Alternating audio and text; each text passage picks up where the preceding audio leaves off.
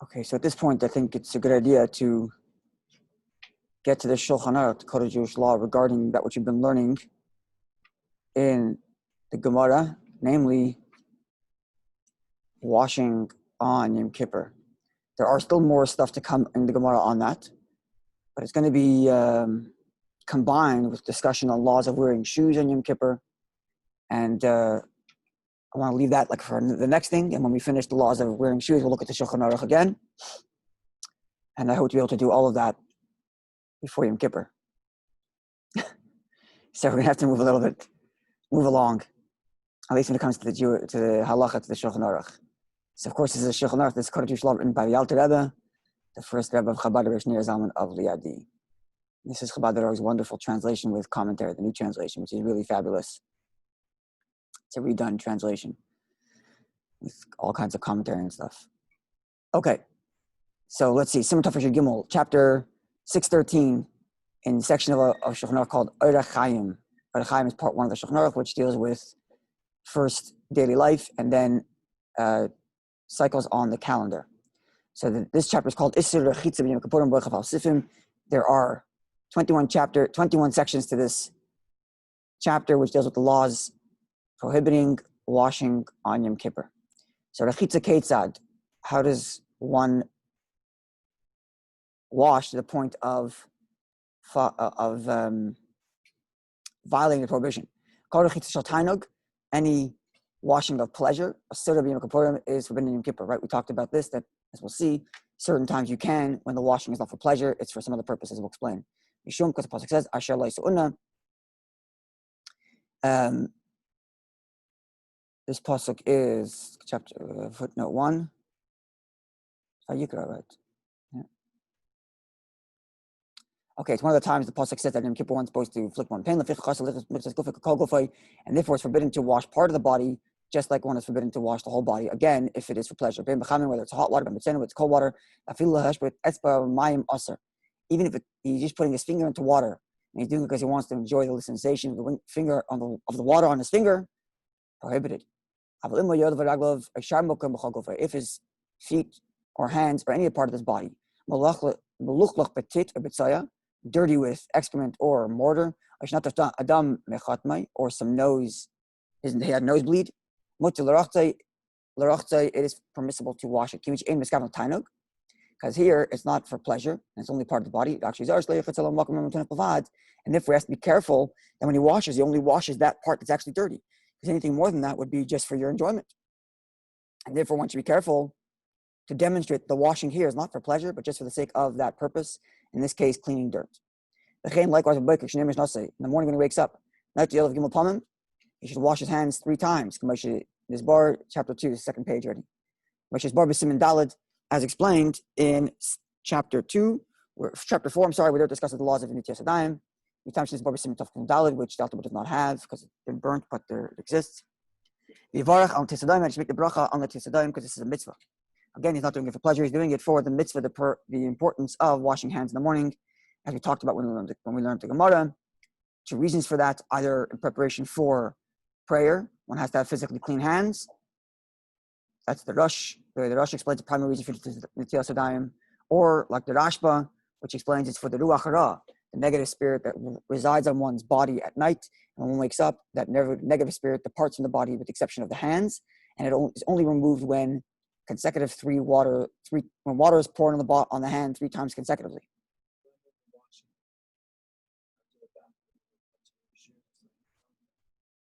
It's not, which is why it doesn't have to be 3 times. It doesn't have to be 3 times before you daven either. People wash before they daven 3 times in the hand. I mean, it's a nice thing, but you don't have to. Yeah, it's right. Before davening, coming out of the bathroom, before learning, all of that washing is simply for cleanliness. Asher Yatzar to do Nitya Sadayim? I don't know, maybe. I don't think so. Maybe. 3 times is dafka for Ruach Hara, which is in the morning, or 3 times, at least if you're Lubavitch, or if you're not, there's 2 times before a meal, and that's for something else. That's because if we remember what the Kohanim used to do. Separate story. That's a different test time. So really there's 3 test times really. There's washing your hands for cleanliness before you daven. There's washing your hands before a meal. That's a reminder of what the kohanim used to do with the truma. And then there's washing your hands in the morning, which is a combination of cleanliness and ruach hara, which is why it has 3 times in the morning. Then there's the Zohar, which has another layer, but that's an extension of this Rashba, really, just to extending the ruach hara, not just when you go downstairs before you eat, but even at your bedside. Okay, but when it comes to Yom Kippur, the Zohar, watch be careful to that they should only wash their hands up until the second knuckle, the part where the finger meets the palm. He should not have in mind that he's enjoying this washing. He's doing it solely for the purposes of removing the negative spirit, as we just described. And after he dries his hands with a towel, he should take, this is something that's going to come up in the Gemara later, and the next page about wiping oneself with a wet tissue, white towel. And here the Alter Rebbe says that when your hands are dry, you take that towel, which is now damp, and rub it over your eyes. To remove, his trappings of sleep. It's actually halach every morning. A person has to wash their face, specifically the eyes. So on Yom Kippur, you also have to do that. But on Yom Kippur, you're not allowed to wash. And you're not supposed to be doing it for pleasure. And it's certainly very pleasurable to wash your face in the morning. Why? It freshens you up. So how do you do it without getting that pleasure? And try to minimize the amount of washing you're doing to demonstrate that you're not doing it for pleasure. You're doing it just because you're supposed to. So you take the wet towel and pass it over your eyes on Yom Kippur. Yom Kippur, every other day you're supposed to actually wash your eyes with your hands that are wet from the Nagelwasser, by your bed. If you're washing downstairs, a different story. You should have washed your face earlier. If you don't wash by your bedside. If you don't wash by your bedside, you're just washing downstairs, and you should be washing your eyes before that. But if you're washing at your bedside, you can use that water to rub your eyes. Okay. Now, if there's some dirt on his eyes, and it's customary every morning he wakes up and washes the dirt out of his eyes. It happens to people like that. He should wash them as he always does, and not to be worried. Because there it's clear he's doing it for the cleanliness, not because he enjoys it. He would much rather that he didn't wake up in the morning with the dirt in his eyes. Right? So his washing is not just for the enjoyment of it, it's because he needs to clean himself. So they're permitted it, as we explained earlier. Someone who is extremely particular to the point of uncomfortability when there's something's wrong on his body. There's people like that. And he cannot come to himself until his whole face is washed out with water. He just can't, I'm not particularly like this, but I know people like this, and they feel like they can't sit in their own skin until they've cleaned whatever it is that's just where their nature is. So if one is such person, and not washing his face in the morning, he can't sit with himself, he can't come to himself. The whole day is going to be not going to be able to focus on anything he reads because he hasn't washed his face in the morning. So the mutter looking up, he can wash his face on Yom Kippur, because again, it's not for the pleasure, it's just to get rid of the annoyance. For the uninstantness. He should be strict. Right? Even someone who is particular like this, shouldn't wash his face with water and he'll suffer through the day. Or something dirty there. On his eyes. Then he's allowed to wash it, not just an instance, not just a particular person, but anybody's allowed to wash their face if it's for dirt. It's an interesting thing. There's an halach a few times, especially in Hilchos Shabbos, distinction between I'm doing this for the enjoyment versus I'm doing this to remove an annoyance. For example, one of the permissibilities, one of the requirements if one wants to brush their teeth on Shabbos, I want to give a share on this, it's on YouTube, but one of the things mentioned there is that if you're brushing your teeth because you like having the smell of the mint, then it's forbidden because you're creating a smell. But if you're only doing it because you want to remove the dirt from your teeth, and it so happens to be that a good smell is going to land, then it's permissible. So sorry? That would be the general. Yeah, there are other conditions to make it permissible because of slita and other things. And if you do a shinoi and not washing the toothbrush out when you're done, because that's preparing for tomorrow. But there's this principle of differentiating between removing an annoyance versus the pleasure. So that's the question here. Are you doing it to get rid of something that's annoying you, the dirt? Or if you're an istinus, if you're this particular person and you don't want to take this chumrah and you really just can't sit all day, not be able to sit straight because your face hasn't been washed in the morning. So your washing is not for the enjoyment, but rather for the annoyance that your face hasn't been washed. And that's essentially the permissibility. Hmm? Sorry? Prepare a wet towel of Yom Kippur. Prepare a damp towel. Instead of using the towel they dry their hands on, they prepare a damp towel and wash. Okay. Okay. They can use imit the if a person went to the bathroom and urinated and uses his hands to clean, the haver netzotzis to remove the drops that are left over after finishing malaraiva from on his legs. Meaning, truth is, it's another whole set of halachas about what you're supposed to do in the bathroom, what you're allowed to touch, and what you're not allowed to touch. But if you follow everything it says in the Shulchan Aruch there, it's possible that your legs might have some droplets of water, especially if you don't have a modern toilet. You're back in the old day and you're urinating on the ground, there's splashback, which you don't have today, but it's a thing that was a problem back in the day. So you have to get rid of those drops and use his hands. Or if he did what he has to, not urinating, but the other side, bowel movement, and he cleaned himself with his hands. Imagine that. But this was a reality for people back in the day. The Shulchan Aruch even talks about which finger to use, which finger not to use, which hand to use. Thank God we're spoiled and we have 3-ply soft tissues. So this was a problem back in the day. So he washed himself, he cleaned himself with his hands. He can wash his hands up to his, again, the knuckles. The haver men halacha could get rid of the dirt. So that he can make the bracha with clean hands. Again, he doesn't have to wash 3 times from Tis Adayim. He just have to have clean hands. Not that I know of. As far as I'm concerned, and I see people washing 3 times before they daven also. I don't see why you have to. It's a question of cleanliness. The Shulchan Aruch mentions if you're in the middle of learning and you don't want to disturb yourself before you don't want to spend the extra time going to wash, you clean your hands by rubbing your hands on the table. It's mamish a question of cleanliness. Dafka to the bathroom 3 times. Okay, I'll find out where it's from. I don't mean later you see in it. The fact that I don't know something doesn't mean it doesn't exist. But I don't know. I'd like to see it. Anyway, aval im loy shifshif lekinech biyadai. But if his hands are completely clean, so he didn't touch anything when he went to the bathroom, not his body, not the dirt, nothing. Lo yita lot of cloud. He shouldn't wash his hands at all. Because you can make a shiratza even without Netilas Yadayim. Because his hands aren't dirty. It's all a question of dirt. And dirt doesn't mean actually physically dirty, but even if you touch any part of your body that is ordinarily covered, that counts as dirty because it's sweaty. Like in the morning when you wake up, your hands aren't dirty from the mud. They're dirty from touching your own body throughout the night. But here this person was careful to go to the bathroom without touching anything. And back in the day, it was very easy. You had a robe. You lifted up your robe. So all you touched was cloth. You did what you had to, and you put the robe down. And you didn't touch any part of your body that would have made you dirty. So your hands are perfectly clean. So you can make a shiratza without washing your hands. So if that's the case in Yom Kippur, don't wash your hands. Today, that's almost impossible with the kind of clothing we have. You have to touch your body at some point to go to the bathroom. Even if you're only urinating, you still have to touch your body in some way just because of the way our clothing are made, with zippers and all that stuff.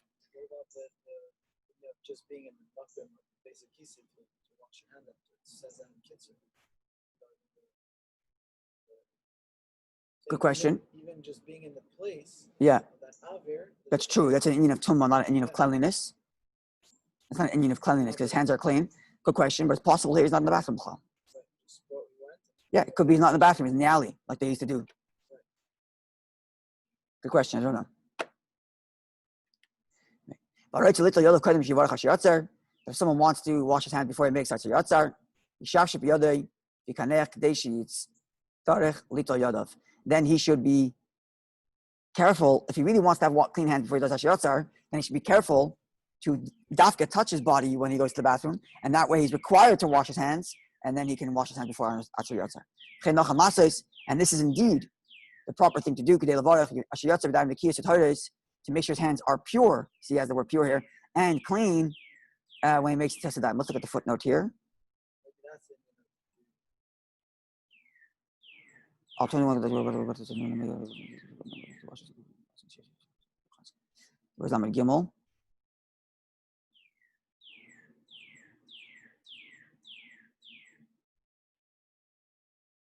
You have to look up at Simon Zion. Okay, we'll look it up googling and we'll find out for tomorrow.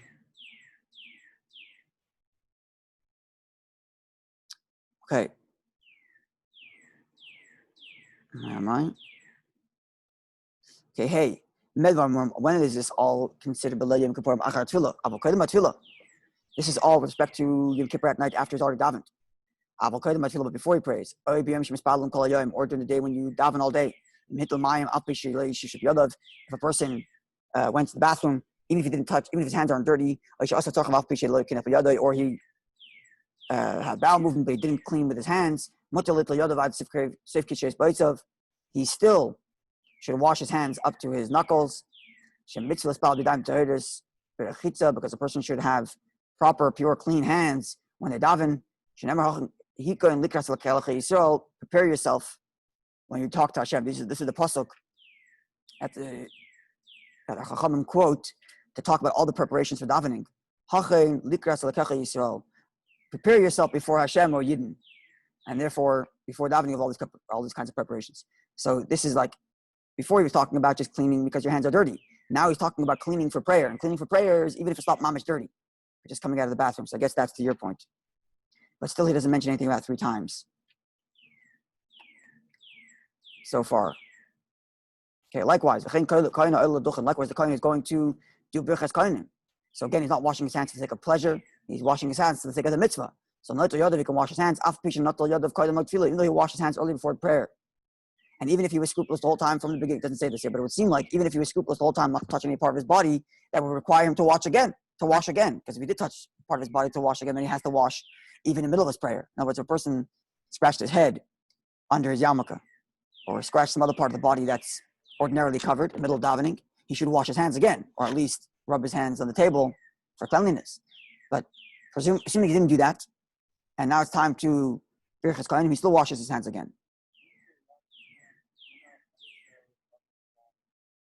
So for the kohen, it would seem yes. But the other times, I don't think so. Coming out of the bathroom, I don't think so. Yankee says that there is such a thing. I don't remember seeing a thing, but possibly. But Shulchan is talking about his cleanliness, washing hands for cleanliness. Here he's talking about 3 times because that's what you do before when a kohen.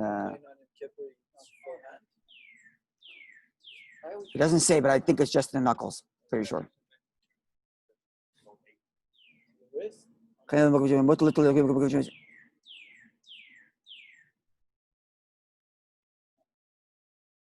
Where does he say to the wrist? Oh, in the footnote. In the footnote 8, he says, states that before white blessing, the people, the kohanim should wash their hands as far as the wrist. Even in Yom Kippur, unlike certain other authorities, the Shulchan Aruch continues that, lest the question regarding the blessing arises, it's proper that the kohanim also wash their hands in the manner of the morning. The Rebbe is reported to have advised individuals to follow this rule in the Kitzur. Interesting. On Yom Kippur, at the close of the holy day, the kohanim should nevertheless wash their hands as at Netilas Yadayim on a regular morning. Again, right? This is because we didn't wash our hands properly in the morning. We wash our hands after Yom Kippur. On Yom Kippur, we only wash till the knuckles. So after Yom Kippur, we wash the whole hand. So here they're making a note. Even if the kohen follows the Kitzur Shulchan Aruch, which says to wash up to the wrist, nonetheless, he should wash again for Netilas Yadayim after Yom Kippur is over. Because because at that point, he only washed for the duchening. So it seems like. Okay, let's continue. Continuing in 6 and Vav. Same thing is true of the Levi. In such areas where the custom is that the Levi washes his hands before he pours water on the kohen. I'm not sure if that's our custom. Whereas Jacob Tink, he could tell us. Then it's permissible for him to do that as well. Because again, his intention is not the pleasure. His intention is to fulfill the custom. And therefore, a person who traveled some distance to come to shul, we learned about this yesterday in the Gemara, people traveling to get to shul, and his feet are weak, and he can wash them. Because he's washing them just to restore the blood flow to his feet, not because for like healing purposes, not because he wants to enjoy it. And the same thing is true of any other similar situation where a person's washing for some other purpose rather than for the sake of pleasure and enjoyment, so long as it's not the entire body. Okay, time for a little bit more. Yeah. Okay. Okay, one cannot rinse out their mouth, and that's related more to the issue of fasting than to the issue of washing, so that's not really discussed here. Okay, he's going to study hall on Yom Kippur. This is something we learned in the Gemara yesterday, or 2 days ago, and yesterday. Or he's going to greet his father out of a sense of respect. Or he's going to greet his teacher in a sense of respect. Or some other person who's greater than him in wisdom, local scholar, local sage. Or he's crossing, or he's walking somewhere for some other purpose, for some other mitzvah. As we discussed yesterday, he's going to ask a question from a Rav on the other side. So he can walk through water that reaches up to his shoulders. Whether he's going there, or whether he's coming back. Right? This is what we learned also a couple of days ago, that if you don't let them go back, then you are preventing them from doing it next time. Next time they're going to say, I'm not interested in crossing the river because I can't come back. So the halacha, therefore, the Gemara reasons that we should allow the people to go both directions so that they have a pleasant Yom Kippur experience and they'll want to do it again next year. This is the halacha. Yeah, above the shoulders I meant. Like above the shoulders. Yeah, neck. Shavar is a neck, that's right.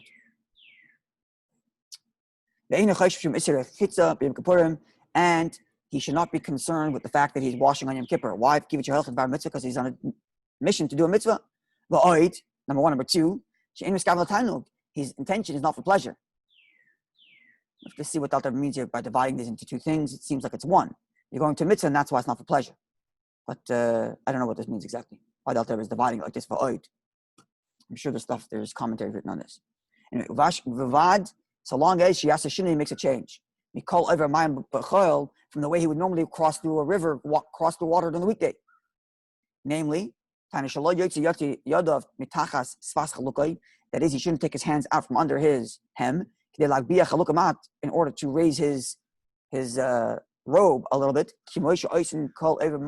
as people would ordinarily do during the week. Because by changing the manner in which he walks through the water, it reminds him that today is not a regular weekday, and he won't come to twist his clothes out and make the water drip out, like schita, to wring out the clothing which is permissible, which is forbidden on Yom Kippur and on Shabbos. Now this is interesting.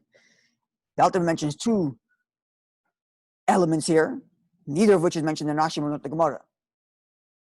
When we learned the Gemara, that's right. When Rashi said you're supposed to not take your hands out of the cloth, and right, this is the story of the people who were across the river, and they said they want to come ask a question, and they were told, come across, no problem, so long as you don't take your hand out from under your hem. And Rashi explained, because we don't want them to fold up their clothing, which looks like you're carrying your clothing rather than wearing it.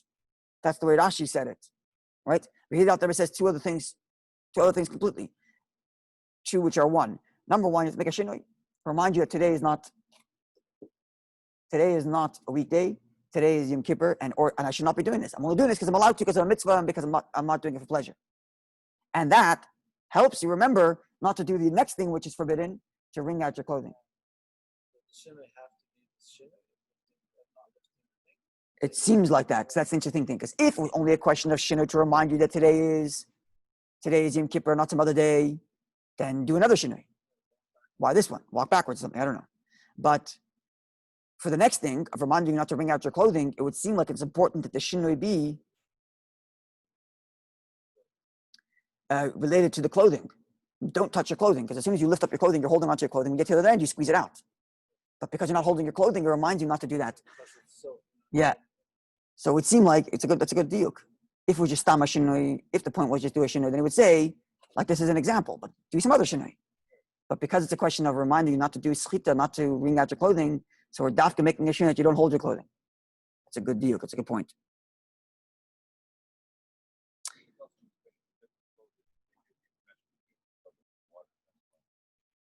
He doesn't mention that here. It doesn't. And I know others do. And Rashi mentioned something else. In other words, the question is,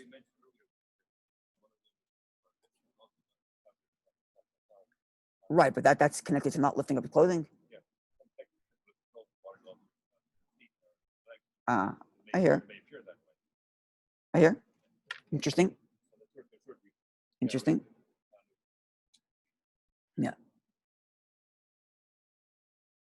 Now, even though leaving clothing in water is, in a sense, cleaning it or laundering it, which is forbidden. Even if he doesn't wring it out, Commissioner Rabbi mentioned as explained in the laws of Shabbos, unless he tidu lava Yom Kippur, they're still allowed to walk the water in Yom Kippur. In other words, never mind wringing it out at the end. Seemingly, bringing your clothing into water itself is forbidden because you're walking into a laundry bath. You're walking into a laundry machine. You're laundering your clothing as you walk through the river. But here, nevertheless, he's still allowed to do that. We only consider your putting clothing in water as laundering if your clothing happened to have been dirty. But assuming it's Yom Kippur and you're wearing clean clothing, then walking through this river is not a problem. Which means if your clothing was dirty, it would seem like not to walk through the water. Yeah, maybe you have to change your clothing before you go into the water. Otherwise, it would be considered laundering. The question. Okay. Say again? Right, because here it's not, yeah. Right. So, yeah. It's a psik ratio. Right, he doesn't say, in other words, if the person who's walking through the greets his teacher, his intention is not to wash his clothing. not to wash himself, that was okay. Right, but then the intent to not wash clothing isn't enough, it doesn't seem. Yeah, right. Right, but the washing himself is a question of his intention. It's very good point. So there's a distinction here. I mean, it's interesting and it requires, I'm sure there's lots of explanation about this, but why is it that when it comes to, for example, eating in Yom Kippur, we don't say that a person who has intention, some other intention in his eating, is allowed to eat. Of course not, right? When it comes to washing, yes. Even when it comes to ointments, also yes. When it comes to shoes, even also we'll learn yes. Some reason, the other inuyim, the other marital relations, the other inuyim, the other requirements to self-afflict don't have the same strength as self-afflicting of fasting. For some reason. It seems from the Gemara, the older Isa. No, even those who say it's the right, there's interpretation that we should have That's what I'm saying. I'm not asking a question on the Shulchan Aruch. I'm asking a question on the Mishnah. Right? Well, I'll go for kasha. Why is there exceptions?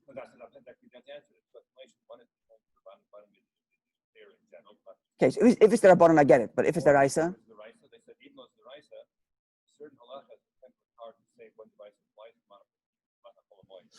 Okay, you saw that, yeah?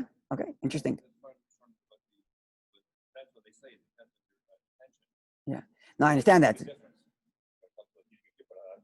Yeah, interesting. Interesting. I was going to say because of the only Inui, and maybe this is mentioned also, just it's on the top of my head, I don't know, but I haven't read about this, but the only Inui that's explicit in the Torah is not eating. Most literally translated means to not eat.